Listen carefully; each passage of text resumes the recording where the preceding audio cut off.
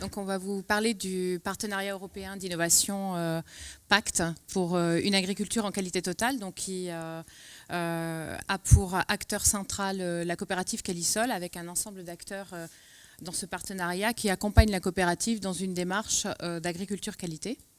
Donc aujourd'hui, les deux intervenants, donc Frédéric et moi, moi je dirige une association qui est un centre d'innovation sur l'alimentation qui est situé à Toulouse et qui a pour mission d'accompagner les acteurs des filières à innover, avec la spécificité, c'est que tout projet d'innovation que nous portons, nous essayons d'intégrer des méthodes qui permettent d'intégrer l'expertise des consommateurs dans le développement de ces projets innovants. Et Frédéric dirige donc la plateforme agroécologie. Donc rapidement, nous on est plutôt sur le lien agriculteur-conseiller pour voir un petit peu l'évolution des métiers au regard de l'évolution de l'agriculture des territoires.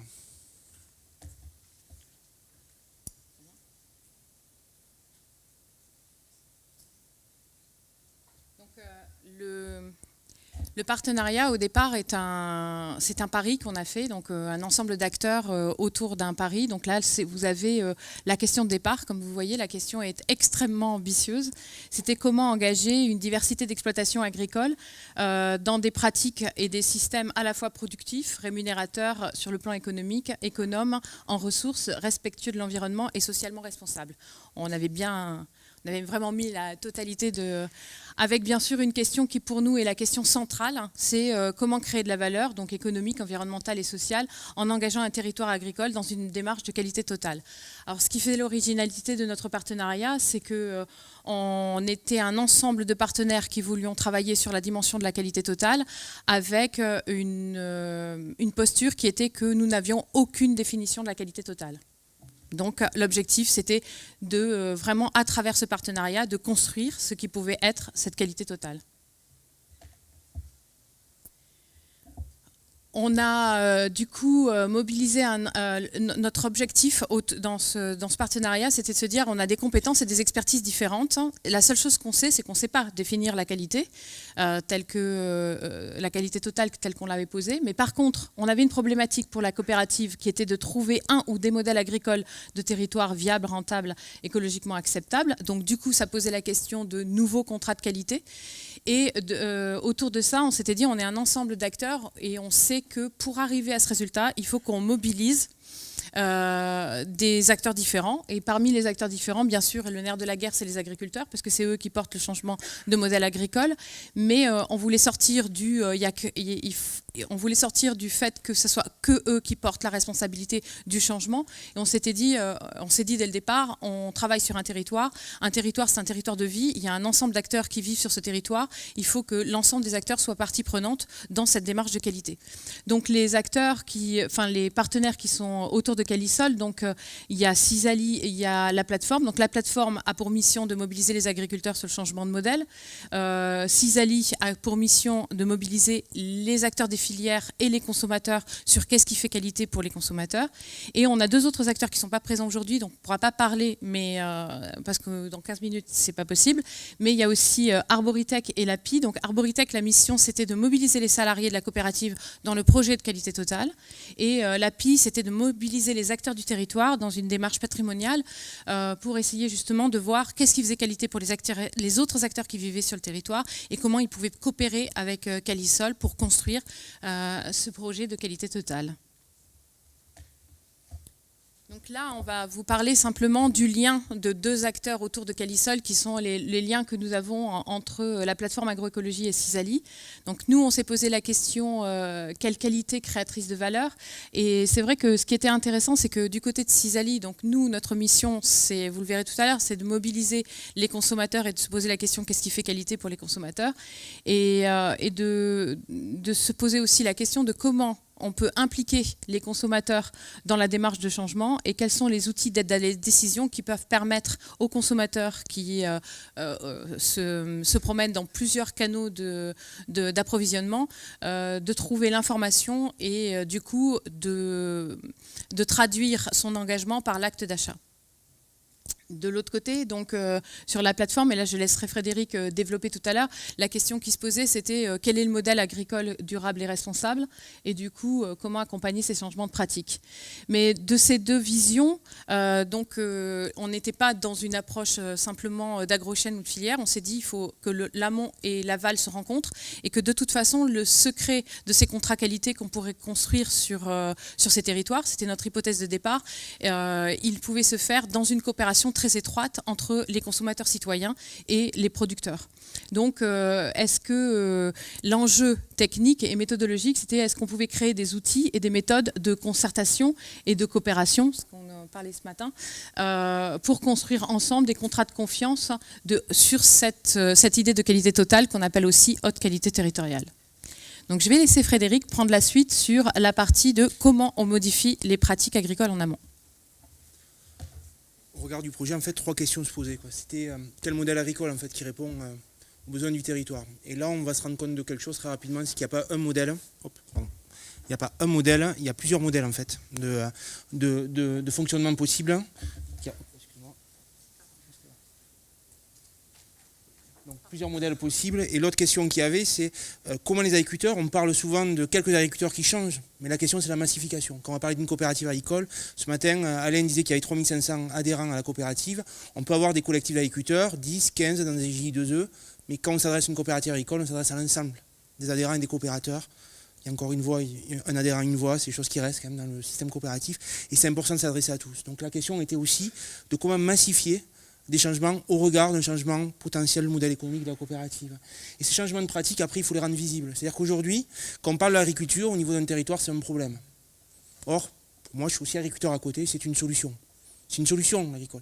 Parce que quand on parle de coopérative agricole, on parle d'emploi sur le territoire, on parle de gestion du territoire, on parle d'aménagement paysager, on parle de beaucoup de questions qui sont liées à une qualité, Muriel en parlera après mieux que moi, mais qui est au-delà d'une simple question de filière. Et donc, quand on s'est posé la question de comment accompagner les agriculteurs, c'est dire qu'il faut répondre à les services du territoire, et la coopérative, entité ancrée dans un territoire, elle doit y répondre. Et donc l'objectif de la plateforme au regard de ce projet, ça a été de construire une offre de services gagnant-gagnant dans le domaine des grandes cultures. Et pour ça, comme on a fait, on essaye de prendre en compte la diversité des profils des adhérents de la coopérative, des agriculteurs du territoire, et surtout créer de la valeur ajoutée au sein de ce territoire. Et dans cette création de valeur ajoutée, celui qui doit en bénéficier en premier, c'est l'agriculteur. Et dans le contexte économique dans lequel on parle, c'est plus qu'indispensable dans la survie des territoires. Et au-delà de ça, en même temps qu'on réfléchissait à quelque chose qui est assez complexe, c'est-à-dire que derrière, il faut différencier des marchés, c'est pas simple, on réfléchit aussi à la question de transfert de ça. Quel processus d'amélioration des services? Une coopérative doit être de plus en plus agile au regard des marchés qu'il va y avoir, au regard des enjeux qu'il va y avoir demain.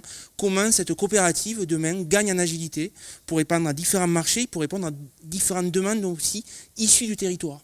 Donc c'est ça la grande question qu'il y avait et qu'on se posait nous. Et ce qui est important, en ce qui nous concerne, c'est qu'on ne construit pas ça contre la structure, mais avec la structure, c'est-à-dire qu'autour de la table, il y a bien entendu les agriculteurs, les conseillers, ça c'est très important, ceux qui connaissent le mieux les agriculteurs aujourd'hui dans les structures, c'est bien entendu les conseillers qui les suivent au quotidien. Voilà, donc il y a cette question des référents techniques, des conseillers généraux des coopératives qui sont importants. Notre partenariat avec Calisol, en fait, c'est historique. Ça fait un long moment qu'on travaille avec eux, ça fait plus de 10 ans maintenant. La plateforme s'est aussi construite au regard du travail qui avait été fait avec Calisol.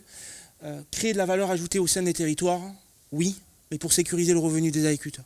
C'est-à-dire que demain, on a un nombre d'agriculteurs, et on le sait, qui vont partir à la retraite. Il y a besoin de créer une dynamique, des renouvellements, et il faut créer de l'énergie autour de ça. Créer cette valeur ajoutée, elle va être autour aussi de groupes d'agriculteurs. Donc Alain l'a dit ce matin sur le bio, c'est le même principe sur la partie conventionnelle de la coopérative.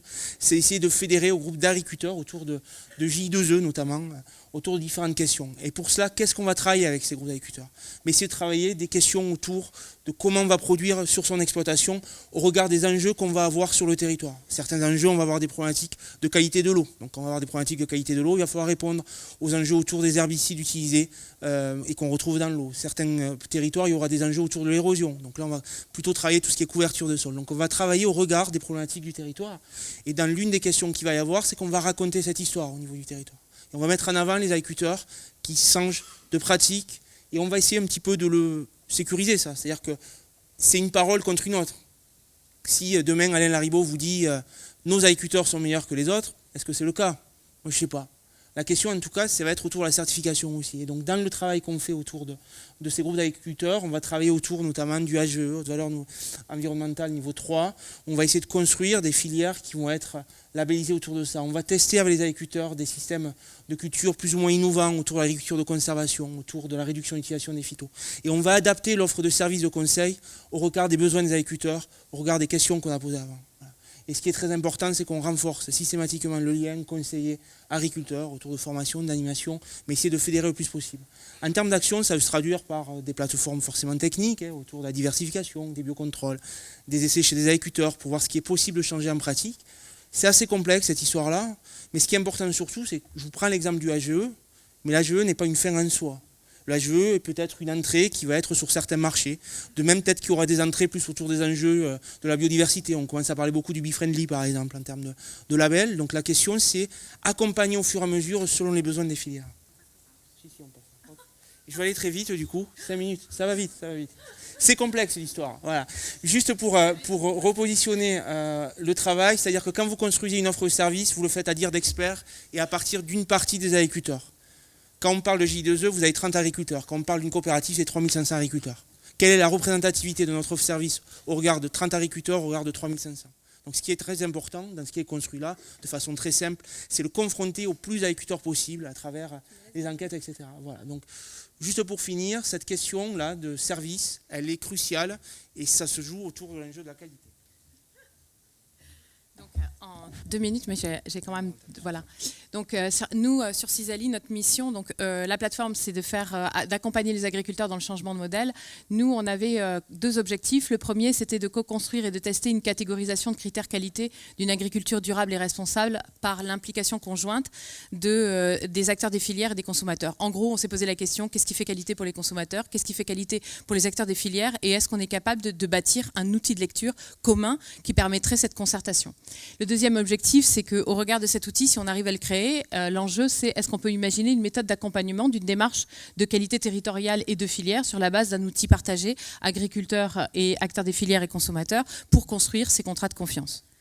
Donc, du coup, on a développé une méthode. Donc, je vais passer très rapidement sur la méthode. Notre objectif, c'était de savoir comment se construisait le comportement décisionnel et le comportement de consommation. Donc là, on a travaillé sur les modèles décisionnels. On a travaillé sur qu'est-ce que c'était que l'agriculture durable et comment il pouvait être perçu dans les représentations des consommateurs. Et bien sûr, quand on parle de qualité et de normes. Et on s'est aperçu, en fait, en interrogeant les consommateurs qui faisaient référence à énormément de normes. Et donc, du coup, la question qui nous taraudait, c'était quels étaient les critères et les indicateurs qualité qu'ils retenaient dans ces normes, parce qu'ils retenaient des fois les normes, mais ils ne retenaient pas forcément les critères qualité. Et en fait, après, donc, on a travaillé aussi sur la qualité dans le discours des consommateurs et la qualité dans le discours des acteurs des filières. Tout ça pour vous dire qu'on a monté un outil, donc là vous ne le voyez pas très bien, mais c'est ce qu'on a appelé l'étoile de la qualité, qui compte 8 branches et qui permet en fait de dessiner les 8 branches des 8 dimensions de l'attente qualité des consommateurs. Donc ça part bien sûr des dimensions classiques qui sont le goût, la santé et la sécurité, qui sont les dimensions historiques. Et dans la partie, ce qu'on appelait dans les années 90 de la qualité symbolique, on a éclaté ça, puisque c'était la qualité qui répondait à la question, une qualité qui répond à mes valeurs. Eh bien, on a pu dessiner une dimension qui est la qualité environnementale, la qualité des origines, donc d'où vient mon alimentation, la qualité éthique, la qualité économique, et je parle bien de qualité économique, je ne parle pas du prix du produit, mais qu'est-ce qui fait à un moment donné que le modèle est équitable. Et en fait, on s'est aperçu que ces 7 dimensions, qui sont souvent les dimensions que l'on retrouve dans les cahiers des charges normatifs, de façon assez inégale, mais on retrouve des éléments, on s'aperçoit que chez le consommateur, dans l'acte décisionnel, il est mis en balance avec un 8e axe de qualité qui est très important, qui est celui qu'on appelle la praticité. Donc, au regard de cet outil, maintenant, notre enjeu, puisque c'est un projet expérimental, c'est qu'on a l'outil. Notre objectif, c'est bien d'essayer de transposer cet outil sur un cas pratique. Donc, la dernière slide, je promets. C'est les premiers retours d'expérience que nous avons du projet.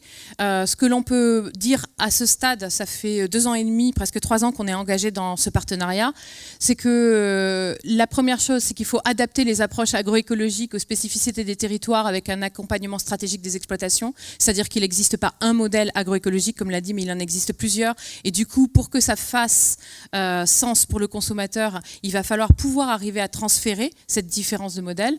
Il faut à tout prix sécurisé par l'aval, c'est-à-dire avoir une approche filière qualité par la contractualisation.